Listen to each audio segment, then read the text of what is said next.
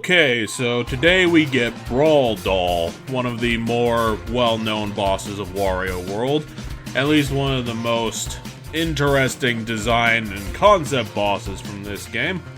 Thankfully, it seemed that the game does have a somewhat robust, for this style of game that Treasure went with, horror level that we get to enjoy that's filled with ridiculous clowns and, you know, all the darkness and the moon and the skeletons and just all the stereotypical stuff that you would expect from a horror platformer level.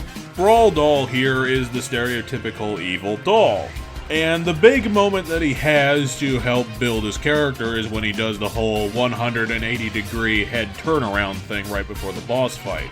Also, he's designed angelic, which is just, you know, somewhat creepy, and I do appreciate that Treasure tried to go, as usual, a little bit detailed in their character model for this one, but then we get to the gameplay and the whole thing pretty much falls apart because the strategy is as vague as it can possibly get without being completely non-functional. What you have to do in this boss fight is, through any means that you have, just constantly just try and smash Brawl as he's winging around the place.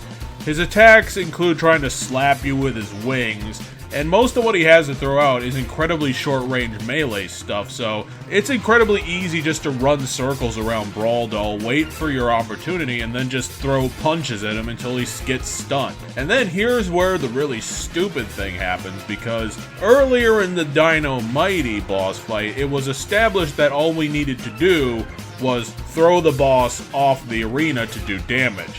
Whereas if you try to do it like that, then Brawl doesn't take damage and just flies back into the boss fight, as you saw with that footage.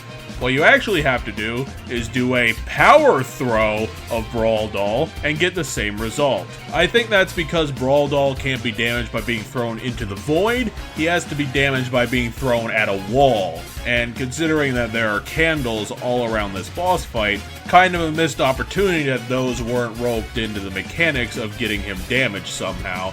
And it really is just Brawl as a damage cube, hit him a bunch of times until he falls down, rinse and repeat, throw him at a wall. A complete letdown for honestly such a good character design to be brought from this game, that they didn't do anything with it.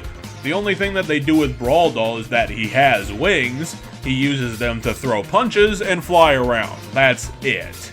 And we are not talking about just some clockwork doll thing that was thrown down here for no good reason. We are talking about an angelic doll being demonically possessed. This thing should have magical powers, teleportation, and maybe some shrouding the entire thing in darkness mechanic so that you have to hunt around for him, and then he can, like, jump scare you from the back and hit you for damage. Or something.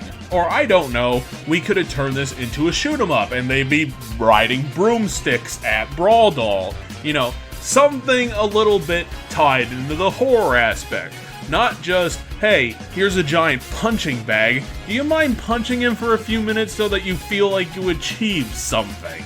Please, this is like the best idea that we could have had at Treasure, and we need you to believe that we tried, when they clearly didn't. You have some good artists on your team, Treasure. You need to have some good gameplay designers as well to get the full effect. Otherwise, you're honestly just letting down the talent here. And it's a real shame to see their great ideas being drowned out by the concrete cinder blocks that you have attached to them called their gameplay mechanics. Putting wings on a boss and just having it fly around is not interesting gameplay, okay? You need to do something a bit unique, okay? A bit making it like a set piece. You need to try. Not trying is unacceptable.